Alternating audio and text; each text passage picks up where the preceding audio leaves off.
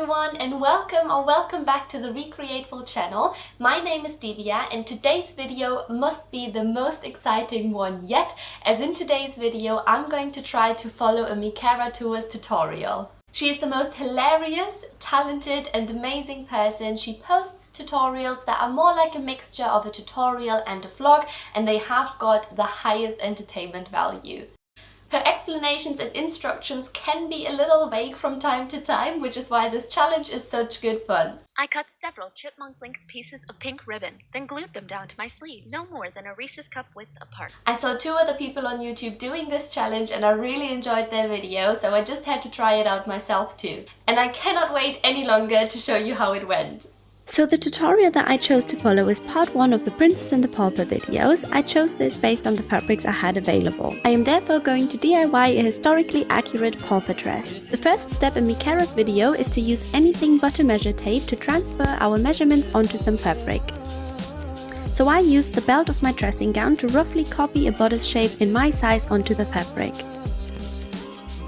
I then generously cut out the shape that I need and cut right through the middle of my piece.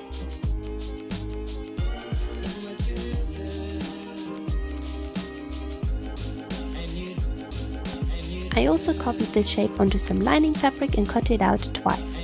She then marks where she wants her zip ties to be, and I simply copied her pattern. I also love how this whole trend of using zip ties as boning became a thing because of her, as I just feel like this is a great hack.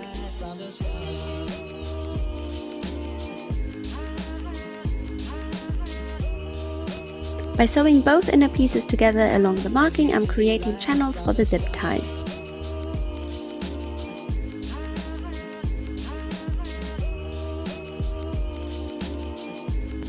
Following Micarah's advice, I'm filing my zip ties before inserting them so I won't get stabbed.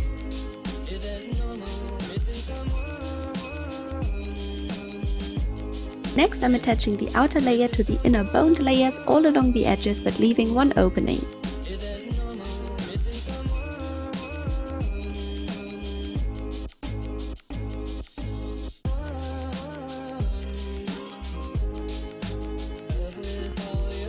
Before flipping the pieces right sides out, I snip the seam allowance of my curved edges.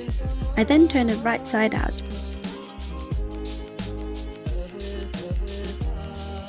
To make the back of my bodice, I'm tracing the front and cut all around it so that the front and back are matching.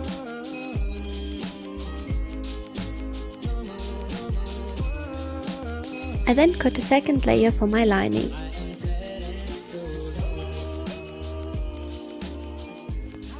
Once again, I attach my outer piece to my inner piece and sew all along the edges, snipping the seam allowance and flipping it right sides out.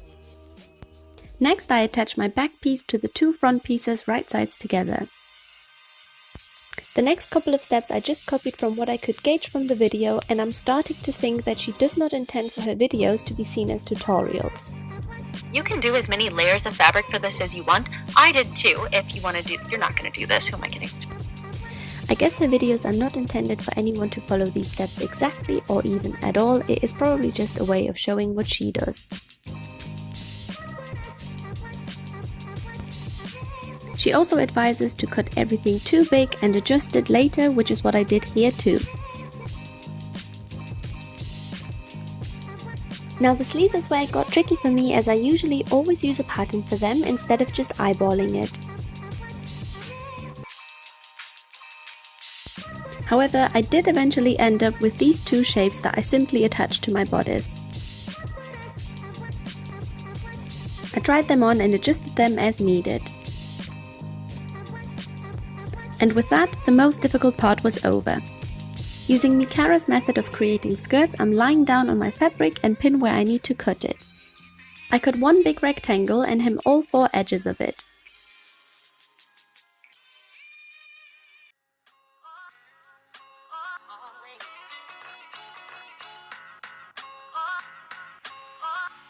Because I didn't have a chocolate bar to hand, I used some other sweets to mark where I need to place my eyelets.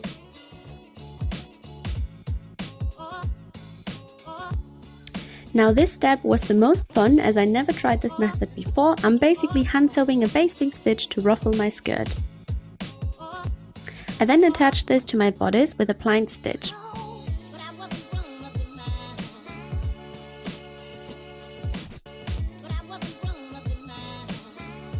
For the cap, I just vaguely cut out the pieces she had on her table and hoped for the best.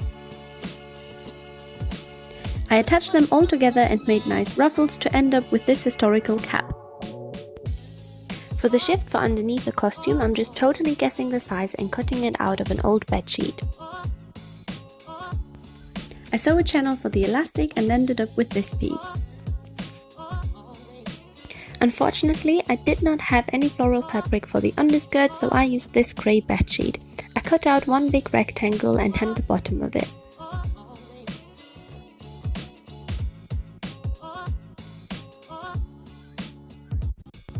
I created a channel and feed some elastic through, and finished was my pauper costume.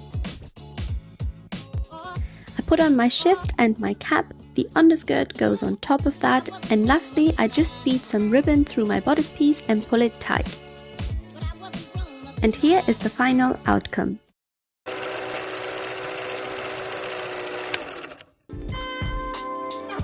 Honestly, this costume makes me feel super happy.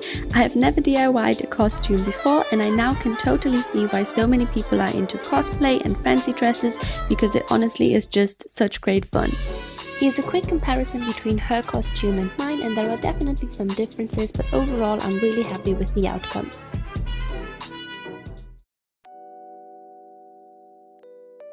I hope you enjoyed this video, and I'll see you soon. Bye!